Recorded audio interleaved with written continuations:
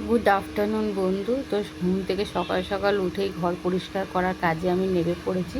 তো সমস্ত আগে আমি একটু বিছনাটাকে একটু গুছিয়ে নেবো। বিছনাটা আমার গোছানো হয়ে গেছে।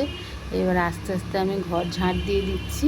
তো ঘর ঝাঁট এখানে ঘরও ঝাঁট দিয়ে দিয়েছি আমি। এবারে আমি মুছে নিচ্ছি। তো আমি সত্যি কথা বলতে আমি হাত দিয়ে মুছতেই আমি বেশি পছন্দ করি, লাঠি ফাঠি দিয়ে আমার হয় না মোছা। কিন্তু যাই হোক, আস্তে আস্তে অভ্যেস করছি লাঠি দিয়ে মোছার। তো এখানে আমার ঘর মোছা হয়ে গিয়ে আমি রান্নাঘরে চলে এসেছি। তো রান্নাঘরে আজকে আমি কালকে যেহেতু আমার বৃহস্পতিবার গেছে, আমি কাল নিরামিষ খেয়েছি। তো আজকে ভাবলাম চলো একটা মাছের তরকারি করা যাক। তো আমি এখানে একটা মাছের তরকারি করে নিচ্ছি, তার জন্য একটু মশলাটা কষে নিচ্ছি। মশলাটা কষা গেছে, আমি মাছটা ছেড়ে দেবো। মাছটা ভেজে রেখেছিলাম। এবার তার সাথে একটা আমি চচ্চড়ি করে নেবো। তার জন্য চচ্চড়ির জন্য একটু উচ্ছে নিলাম, সজনে ডাঁটা নিলাম, বড়ি নিলাম আর একটু বেগুন নিয়েছি। ফোড়ন দিয়ে এই চচ্চড়িটাও আমি করে নেবো। তো এখানে আমার মোটামুটি চচ্চড়িটা হয়ে যাচ্ছে।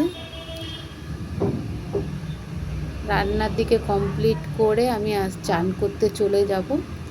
চান করে আমি পুজোও করে নেবো। কালকে আমার ফুল টুলের বাসি ফুলগুলো রয়েছে ঠাকুরের আসনে, তো ওইগুলো আমি নামিয়ে নেবো। তো এইখানে আমার রান্না কমপ্লিট হয়ে গেছে। এবার আমি পুজো করতে বসে গেছি চান করে। তো এখানে পুজো আমার হয়ে গেছে। তো ভিডিওটা কেমন লাগলো কমেন্টে জানিও।